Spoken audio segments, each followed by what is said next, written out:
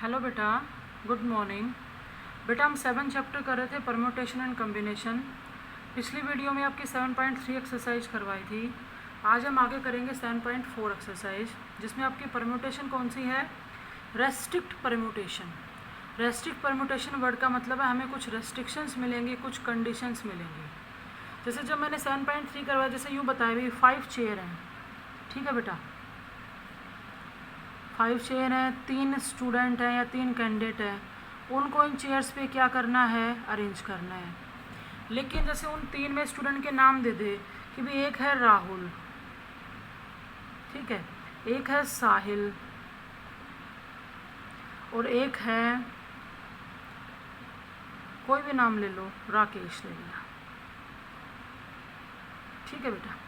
इन 3 student को इन 5 chairs पे arrange करना हो, लेकिन अब तक कोई रेस्ट्रिक्शन नहीं थी। हमने क्या कहा भाई, अगर पहले राहुल जाएगा तो उसके सामने 5 ऑप्शन है, साहिल जाएगा तो 4 हैं और राकेश जाएगा तो 3 है, तो 5 × 4 × 3 से अरेंज हो जाएगा। पिछले एक्सरसाइज में हमने पढ़ा taking all at A time, तो 5 चेयर थी, 3 कैंडिडेट थे, 5p3 से सीधा सोल्व कर दिया। अब आपको रेस्ट्रिक्शन मिलनी शुरू हो जाएंगी। रेस्ट्रिक्शन क्या? जैसे यूँ कह दे कि भाई राहुल और साहिल जो है ना वो इकट्ठे नहीं बैठने चाहिए, या राहुल और राकेश इकट्ठे बैठने चाहिए, तो इस टाइप से हमें बाउंडेशन मिलनी शुरू हो जाएंगी कि कौन किसके पास बैठ सकता है, कौन किसके पास नहीं बैठ सकता।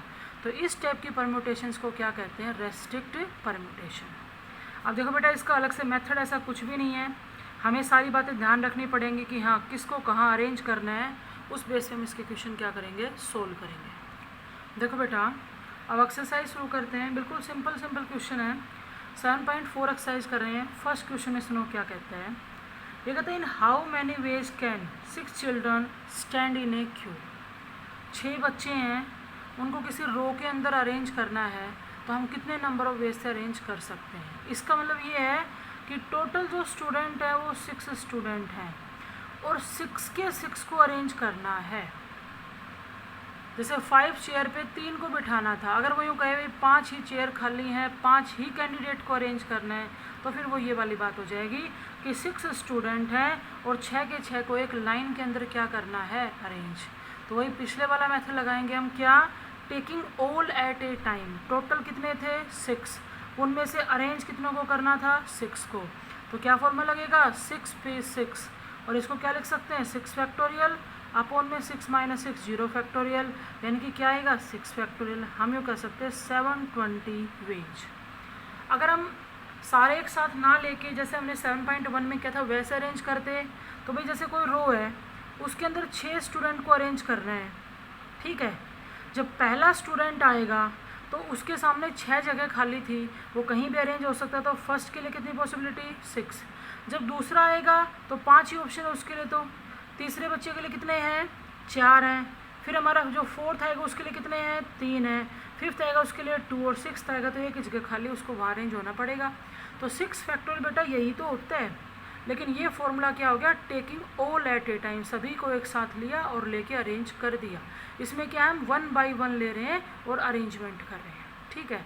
तो ये हो जाएगा 720 वेज। सेकेंड सुनो, कहते हैं इन how many ways can 5 women draw water from 5 taps. 5 औरतें पानी भरने के लिए और 5 ही नल हैं। एक मेन कंडीशन क्या है? रेस्ट्रिक्शन क्या है? If no tap remains unused. उसके कहने का मतलब है कि 5 औरतें पानी भरने के लिए आती हैं और 5 ही नल हैं, इस तरह से, ठीक है। लेकिन उसने यूँ कहा भी कोई भी टैप अनयूज नहीं रहनी चाहिए। अनयूज नहीं रहने का मतलब तो फिर सीधा सा यही है कि एक औरत अगर इस टैप से पानी भर लेती है तो कोई दूसरी औरत इस टैप से पानी नहीं भर सकती, क्योंकि अगर 2 औरत इस टैप से पानी भर लेंगी तो एक टैप हमारी क्या रह जाएगी? अनयूज्ड रह जाएगी। तो ये इसके ऊपर क्या होगी? बाउंडेशन होगी। आप 1 बाई 1 लेके करोगे तो कैसे करोगे? जब पहली औरत आ रही है तो उसके सामने 5 टैप खाली थी, वो किसी भी एक से पानी भर सकती है। लगा लो उसने इस टैप से पानी भर लिया तो कोई दूसरी आके इस टैप से पानी नहीं भरेगी। दूसरे के लिए ऑप्शन कितने रहेंगे बेटा? 4, फिर कितने? 3, फिर कितने? 2, फिर कितने? 1। तो 120 वेज से हम यूँ भी कह सकते थे taking all at A time. 5 women थी, 5 ही टैप थी, 5p5, तो ये लिखा जाएगा 5 फैक्टोरियल अपॉन में 0 फैक्टोरियल, ये आ जाएगा 120 वेज से, ठीक है। नेक्स्ट देखो third, in how many ways can 4 different book 1 in each chemistry, physics, bio and mathematics. बेटा 4 बुक हैं, एक है किसकी, केमिस्ट्री की, एक है फिजिक्स की, एक है बायो की और एक है मैथ की। इन चारों को अरेंज करना है। तो सीधा लगा दो formula, taking all at A time 4p4, तो 4 फैक्टोरियल अपॉन में 0 फैक्टोरियल, यानी कि 24 वेज से। हम यूँ कह सकते थे भाई इन 4 बुक्स के रखने के लिए हमारे पास रैक में जगह है। इन 4 बुक्स के लिए हमने पहले केमिस्ट्री की बुक उठाई तो 4 जगह खाली थी, फिर इसके लिए 3, फिर 2, फिर 1, बात तो एक ही है। हम ये सीधा कर लेते हैं taking all at A time से। नेक्स्ट देखो बेटा 4th, कहते हैं 3 अलग अलग रिंग है, उनको 4 फिंगर्स के अंदर पहनना है, 4 उंगलियां हैं, लेकिन रिंग कितनी है बेटा, 3 है। 3 रिंग्स हैं, उनको 4 अलग अलग उंगलियों में पहनना है। तो ये तो हमें पता है भाई कि एक उंगली तो खाली जरूर रहेगी जिसके अंदर रिंग नहीं डालेंगे हम। कहते हैं with at most 1 in each finger. पर एक बात का ध्यान रखो, ऐसा नहीं कि आप तीनों रिंग एक ही उंगली के अंदर पहन के बैठ जाओ, यानी कि एक उंगली में एक से ज़्यादा रिंग नहीं पहनोगे। फिर भी एक रिंग खाली रहती, एक फिंगर खाली रहती है, वो कोई बात नहीं है।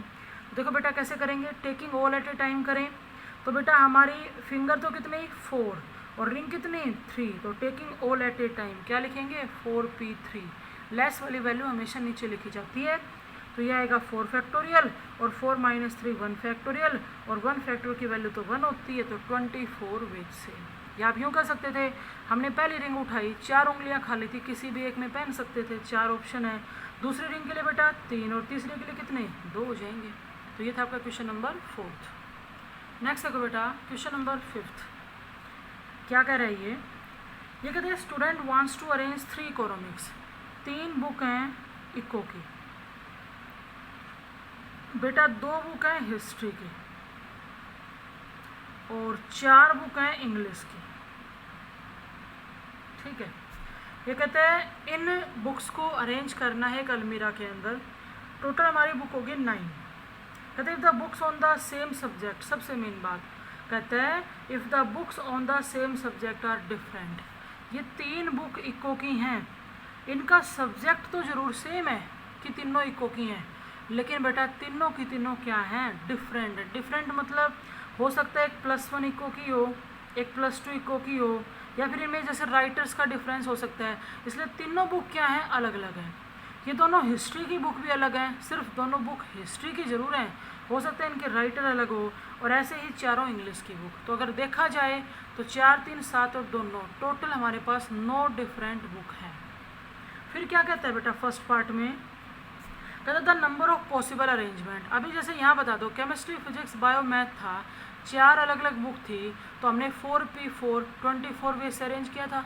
वैसे कहता है कि टोटल अरेंजमेंट कितनी बनेंगी, तो 9 डिफरेंट बुक हैं, तो क्या लिखा जाएगा 9p9। डिफरेंट थी, taking all at A time, तो ये आ जाएगा 9 फैक्टोरियल। लेकिन बेटा सेकंड पार्ट में क्या कहता है, the number of possible arrangement if all books on particular subjects are to be together. इसके कहने का मतलब है कि 3 इको की बुक के बीच में कोई हिस्ट्री की नहीं डाल सकते आप, उनके बीच में कोई इंग्लिश की बुक नहीं रख सकते, या इंग्लिश वाली बुक्स के बीच में हिस्ट्री की बुक नहीं रख सकते। इसके कहने का मतलब ये है कि जिन बुक्स का सब्जेक्ट सेम है वो बुक क्या रहनी चाहिए इकट्ठी। तो हम एक काम कर लेते हैं, हमने क्या किया 3 एनवलप ले लिए, 3 एनवलप ले लिए बेटा। मैंने इस एनवलप के अंदर 3 इको की बुक डाल दी, इसमें 2 हिस्ट्री की डाल दी और इसमें 4 इंग्लिश की।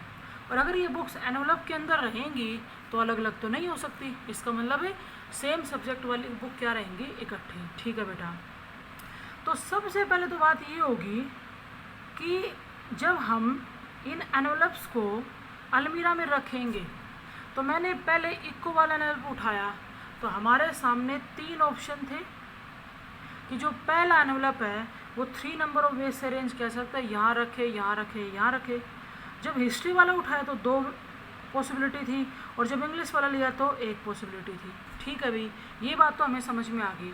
उसके बाद बात आती है बेटा कि जब हम इको वाली बुक्स को एक एनवलप के अंदर डालने लगे तो उनको कितने नंबर ऑफ वेज से अरेंज कर सकते हैं। अब देखो इस एनवलप में 3 बुक हैं, तीनों डिफरेंट हैं, तो वो भी तो अपने आप में 3 × 2 × 1 वे से अरेंज हो सकती हैं। ऐसी जगह तो 3 फैक्टोरियल। 2 हिस्ट्री की जो बुक हैं वो 2x1 वैसे होंगी, और जो 4 इंग्लिश की बुक है वो 4x3x2x1 से। पहले तो हम एनवेलप को अरेंज करेंगे और फिर एनवेलप्स के अंदर जो बुक्स हैं ना उनको अरेंज कर देंगे। तो ये क्या आएगा, जब सेम सब्जेक्ट की बुक क्या रहेंगी, इकट्ठी रहेंगी। फिर देखो बेटा क्वेश्चन नंबर 6, यूँ कहता है हाउ मैनी 6 डिजिटेड टेलीफोन नंबर, हमें 6 डिजिट का टेलीफोन नंबर बनाना है, 1 2 3 4 5 और 6। क्या कहते हैं कि किन किन डिजिट्स का यूज़ कर सकते हैं, सभी का, 0 1 2 3 4 5 6 7 8 9। आपके पास यूज करने के लिए 10 डिजिट हैं, 6 डिजिट का टेलीफोन नंबर बनाना है। लेकिन सबसे मेन बात आपके ऊपर बाउंडेशन क्या है, if each number start with 3 5, मतलब आप जितने भी 6 डिजिट के नंबर बनाओगे, पहली डिजिट यहाँ तो 3 होगी, दूसरी यहाँ 5 होगी, आगे आपकी मर्जी। तो आगे आपकी मर्जी का मतलब तो ये हो गया बेटा, देखो इसने क्या कहा था कि हमें 6 डिजिट का टेलीफोन नंबर बनाना है, और आगे जाके क्या कहते हैं, no digit appears more than 1। सबसे मेन बात कि रिपीटेशन अलाउड नहीं है, कोई भी डिजिट एक से ज़्यादा बार नहीं आ सकती। अब नहीं आ सकती का मतलब क्या है, यहाँ पे देखो बेटा 3 यहाँ चुका, 5 यहाँ चुका, 10 डिजिट आपके पास थी, 2 डिजिट निकाल तो यूज हो चुकी, तो कितनी बच गई, 8। अब देखो ये तो 1 1 वे से अरेंज होगी, यहाँ 3 ही आएगा, यहाँ 5 ही आएगा, लेकिन इसके लिए 8 पॉसिबिलिटी हैं, बची हुई 8 डिजिट में से हम कोई भी यूज कर सकते थे। अब बेटा इसके लिए तो 7 पॉसिबिलिटी बची, इसके लिए 6 और ये 5, तो इनकी मल्टीप्लाई कर देंगे तो ये आ जाएगा कि हम कितने 6 डिजिट के टेलीफोन नंबर बना सकते हैं, जबकि यहाँ पे हमेशा 3 रहे, यहाँ पे हमेशा 5 रहे, और रिपीटेशन अलाउड नहीं है, मतलब उस 6 डिजिट के टेलीफोन नंबर में कोई भी 2 डिजिट सेम नहीं हो सकती।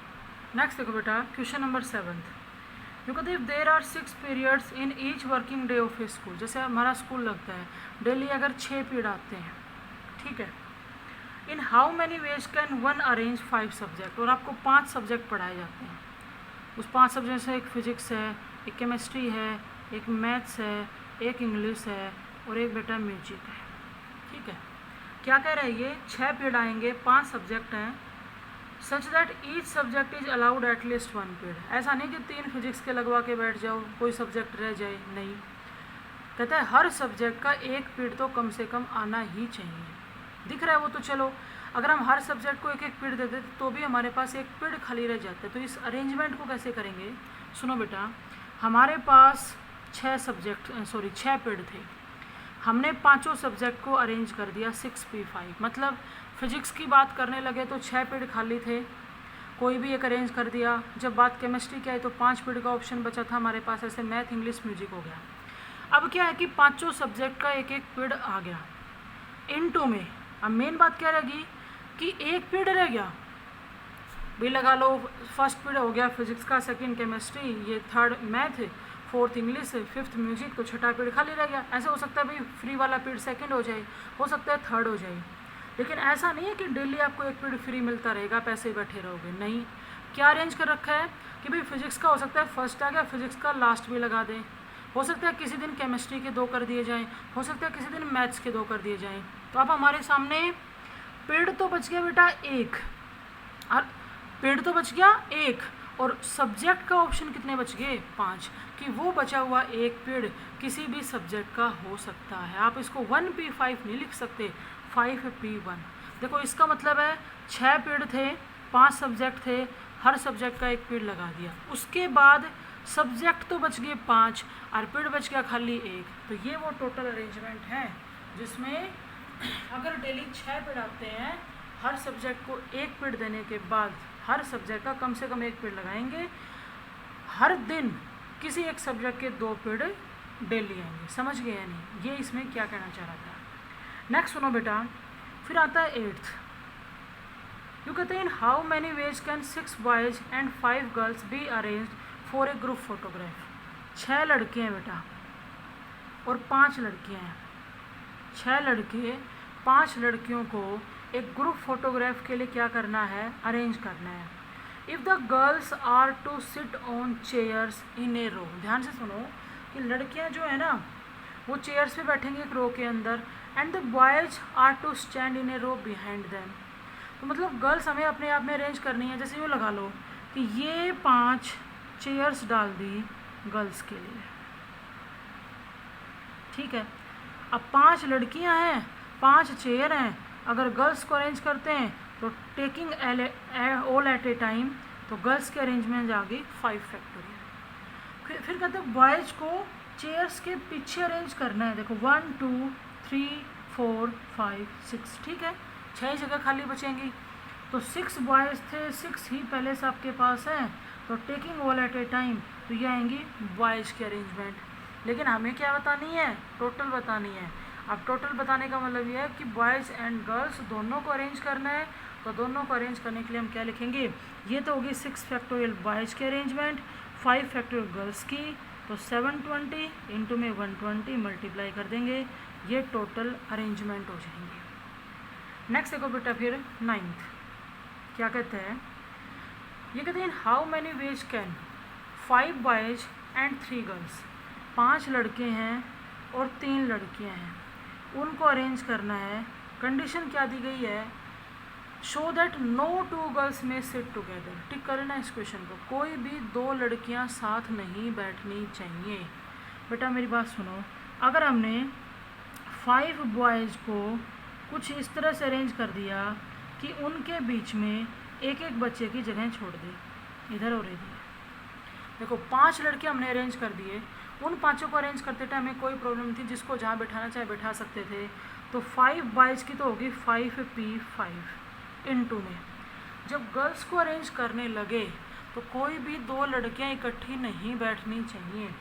अगर गर्ल्स को ऐसे बॉयज़ के बीच में अरेंज करेंगे तो कोई भी 2 लड़कियाँ इकट्ठी नहीं आएंगी। अब आप देखो गर्ल्स के लिए जगह कितनी है, 1 2 3 4 5 6, तो 6 तो इनके लिए जगह है, और गर्ल्स कितनी है 3, तो taking all at A time क्या लिखा जाएगा 6p3। यहाँ से 5p5 तो आएगा 5 फैक्टोरियल, और 6p3 क्या लिखेंगे 6 फैक्टोरियल अपॉन में 3 फैक्टोरियल। इसको सोल्व कर देना, तो ये आ जाएंगी बॉयज़ एंड गर्ल्स की अरेंजमेंट। नेक्स्ट देखो बेटा 10th, यू कहते हैं how many ways can 9 examination paper भी अरेंज। हमारे पास 9 पेपर है, उनको क्या करना है, अरेंज करना है। Show that the best and worst paper never come together. Condition क्या है कि तो बेस्ट पेपर एक वर्स्ट पेपर, जैसे आप यूँ लगा लो कि भाई 9 सेक्शन हो, 11th A1 से लेके और 11th A9 तक, ठीक है, और ये सारे सेक्शन मेरिट वाइज बना दिए जाएं। मतलब A1 में बिल्कुल ऐसे टॉप वाले बच्चे हैं, अच्छी परसेंटेज वाले, ऐसे धीरे धीरे करते A2 A3 बनते गए।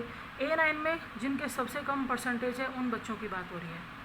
तो बेटा जो अच्छे बच्चे थे उनके लिए नाम दे दिया गया भाई इनका पेपर अच्छा पेपर बनाओ, बेस्ट बढ़िया स्टैंडर्ड का, और इनका पेपर बना दो इन बच्चों की तरफ देखते हो कि भाई ये पासिंग मार्क्स ले इसके। तो इस पेपर को नाम दे दिया बेस्ट और इसको दे दिया वर्स्ट। क्या कहते हैं कि भाई ऐसा गलती से मत कर देना कि बेस्ट और वर्स्ट पेपर इकट्ठे हो जाएं। अगर इकट्ठे कर दिए जाए तो कहीं ये गलती ना हो जाए कि इन बच्चों वाला पेपर इनको मिल जाए, तो फिर दिक्कत हो जाएगी, ठीक है। देखो टोटल 9 पेपर हैं, अगर किसी टाइप की कोई रेस्ट्रिक्शन तो नहीं होती तो taking all at A time 9p9 वो 9 फैक्टोरियल वे से अरेंज हो जाता। लेकिन अब रेस्ट्रिक्शन है कि बेस्ट और वर्स्ट पेपर इकट्ठा नहीं आना चाहिए। हमने क्या किया बेटा सुनो, कि जो बेस्ट पेपर था A1 सेक्शन का और वर्स्ट पेपर था A9 सेक्शन का, उनको इकट्ठा रख दिया, कर दिए गलती हमने। और फिर जो A2 सेक्शन का था, A3 का था, A4 का था, A5 का था, A6 का था, A7 का था, A8 का था, ये सारे अलग अलग रखती है। इनको इकट्ठा रखने का मतलब इनको एक में काउंट करेंगे। देखो 1 2 3 4 5 6 7 8, आपके सामने अगर 8 पेपर हैं और आप उनको अरेंज करोगे तो 8 फैक्टोरियल वे से अरेंज हो जाएंगे। देखो ये तो हो गए 8 फैक्टोरियल वे से, लेकिन तुमने जो 2 पेपर इकट्ठे रख रखे हैं उनको भी तो हम 2 फैक्टोरियल वे से अरेंज कर सकते हैं कि A9 वाला आगे आ जाए और ये पीछे आ जाए। लेकिन बेटा ये तो वो अरेंजमेंट हैं जो काम हमें करना ही नहीं था, हमें तो बेस्ट और वर्स्ट पेपर को इकट्ठा रखना ही नहीं था। तो हम क्या करेंगे कि टोटल जो हमारी अरेंजमेंट थी उसमें से उनको माइनस कर दो जो काम हमें नहीं करना था। बेस्ट और वर्स्ट पेपर इकट्ठा नहीं आना चाहिए। तो यहाँ सब्ट्रैक्ट करने के बाद जो आंसर आएगा ना वो आपका आंसर होगा कि बेस्ट और वर्स्ट पेपर इकट्ठे नहीं आने चाहिए। नेक्स्ट देखो बेटा क्वेश्चन नंबर 11 क्या कहते हैं, देखो कहते हैं 6 candidate are to take examination, 6 बच्चों का एग्ज़ाम है, उनमें से 3 बच्चों का मैथ का एग्ज़ाम है और जो बच के 3 बच्चे लगा लो, एक का फिजिक्स का है, एक का केमिस्ट्री का है और एक का इंग्लिश का, मतलब बाकी तीनों के सब्जेक्ट क्या हैं, डिफरेंट। 3 बच्चे तो मैथ के हो गए, एक फिजिक्स का, एक केमिस्ट्री का, एक इंग्लिश का। यूँ कहता है in how many ways can then be seated, उनको किस तरह से अरेंज किया जाए कि जो तीनों मैथ वाले बच्चे हैं ना वो इकट्ठे नहीं आने चाहिए, क्योंकि वो इकट्ठे बैठेंगे तो चीटिंग करेंगे। देखो अगर किसी टाइप की कोई कंडीशन नहीं होती, जो 6 बच्चों को हम 6 फैक्टोरियल वे से अरेंज कर सकते थे, ठीक है, लेकिन अब कंडीशन है कि मैथ के तीनों बच्चे अलग अलग बैठने चाहिए। और फिर हमने वही काम किया, हमने डाले 4 बेंच, ध्यान से सुनो, 4 बेंच डाल दिए और इस एक बेंच पे तीनों मैथ के बच्चे इकट्ठे बिठा दिए, यहाँ फिजिक्स का, यहाँ केमिस्ट्री का, यहाँ इंग्लिश का। जो काम नहीं करना था वो काम कर रहे हैं। अब ये जो 4 बेंच है भाई, केमिस्ट्री वाले का बेंच यहाँ आ सकता था, मैथ वालों का यहाँ जा सकता था, तो ये 4 बेंच अपने आप में कितने वे से अरेंज होंगे, 4 फैक्टोरियल। सीधा कह दिया मैंने 4 फैक्टोरियल, आप 4p4 लिख सकते हो। उसके बाद एक ही बेंच पे बैठे 3 जो बच्चे हैं वो 3 फैक्टोरियल वे से अरेंज होंगे, लेकिन इस अरेंजमेंट में तो वो चीटिंग करेंगे क्योंकि तीनों मैथ के बच्चे इकट्ठे बैठे हुए हैं। पर हमें क्या करना था कि मैथ के तीनों बच्चे इकट्ठे नहीं बिठाने थे, तो क्या करेंगे कि टोटल अरेंजमेंट 6 फैक्टोरियल थी, उनमें से उसको माइनस कर दो जब मैथ के तीनों बच्चे इकट्ठे बैठे हुए हैं। तो यहाँ से जो आंसर आएगा ना ये वो अरेंजमेंट होंगी जब तीनों मैथ के बच्चे इकट्ठे नहीं बैठेंगे। ठीक है बेटा, ये था आपका क्वेश्चन नंबर 11।